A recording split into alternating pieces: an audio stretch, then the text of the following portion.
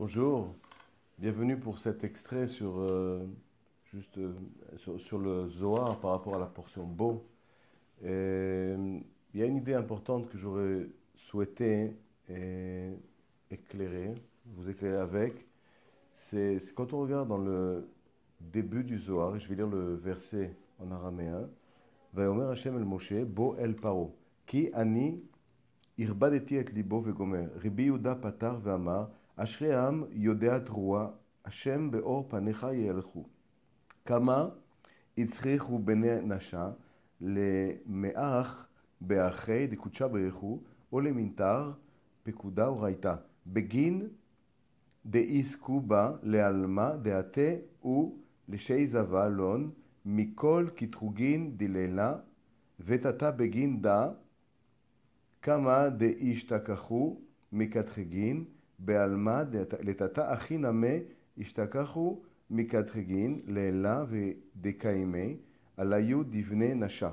Le Zohar explique, dit comme ça, que Rabbi Yehuda, qui est un des élèves de Rabbi Shimon Bar Yochai, il ouvre une discussion. Et il dit, heureux l'homme qui connaît les trois. Les trois, c'est le son du chauffard qu'on souffle à Rosh Hashanah, ça fait partie d'un des psaumes de David.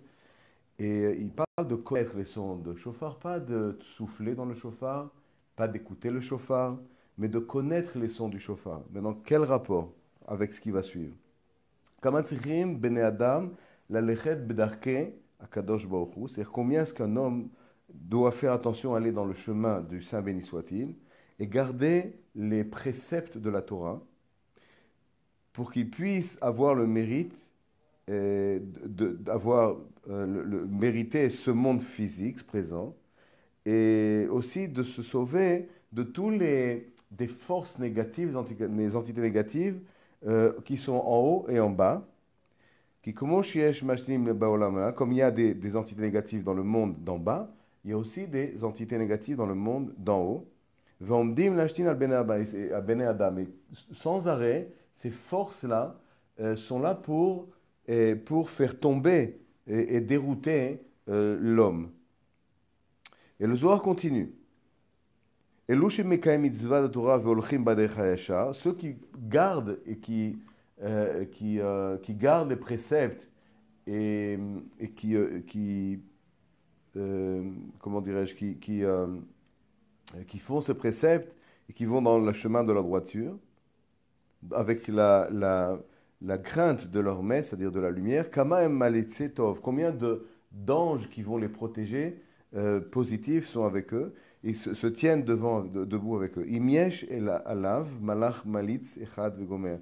Vekatuv yechanenu veyomer paro, meredet shachat matzati kofer, mishum ze ashreu mi sheshomer mitzvot Torah.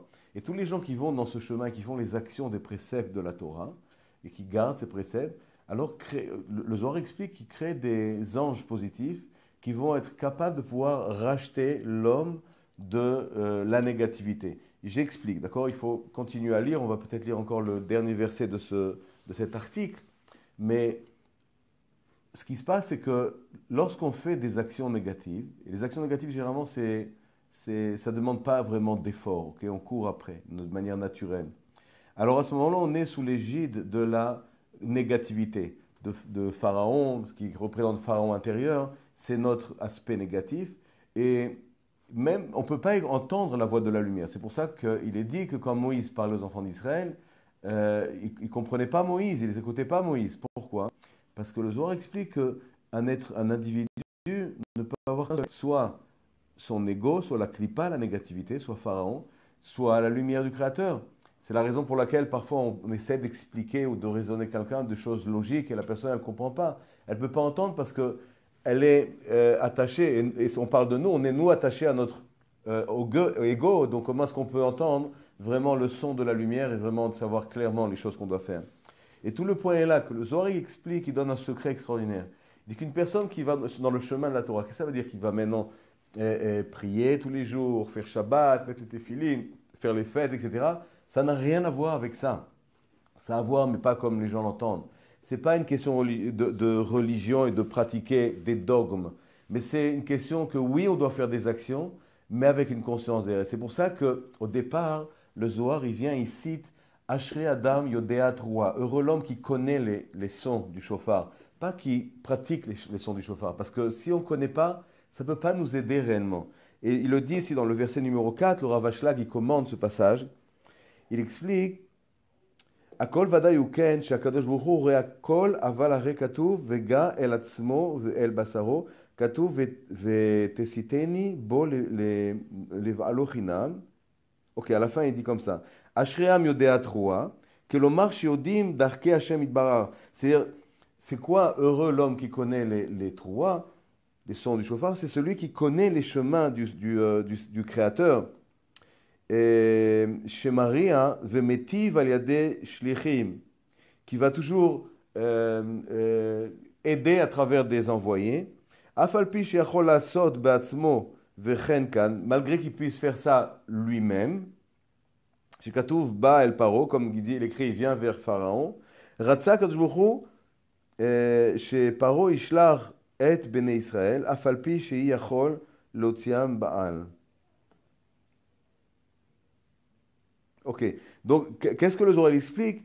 Que c'est à travers des personnes qui connaissent les chemins de la lumière, à savoir que on peut faire des actions dans ce monde, il y a beaucoup d'actions positives qu'on peut faire, beaucoup de choses qui peuvent nous aider, qui peuvent créer des anges positifs.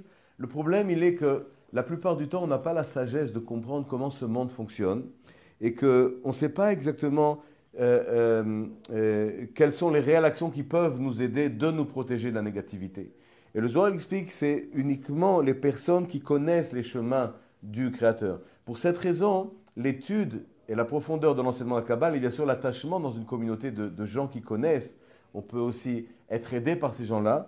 À ce moment-là, on peut justement créer ces gens positifs qui vont nous libérer de l'autre côté. Parce que le Zohar aussi explique que quand on est, comme je l'ai dit au départ, quand on est sous l'emprise du côté négatif, on ne peut pas, pour être libéré de cette emprise, on a besoin d'anges, qu'on appelle des parclites. Ce sont des anges qui vont nous racheter pour nous à la négativité, okay? Parce qu'on est sous l'égide d'un maître, on est esclave, on est serviteur de la négativité, on doit être racheté à la négativité pour être mis au service de la lumière. Et on ne peut pas faire soi-même réellement. Si vous étudiez la portion de la semaine à travers KMP, Kabbalah Membership, on explique tout ça, que pour ça on doit être racheté. C'est que nos actions qui peuvent nous racheter, c'est-à-dire ces actions qui créent cet ange qui va nous aider, va nous racheter de la négativité pour nous mettre au service de la lumière.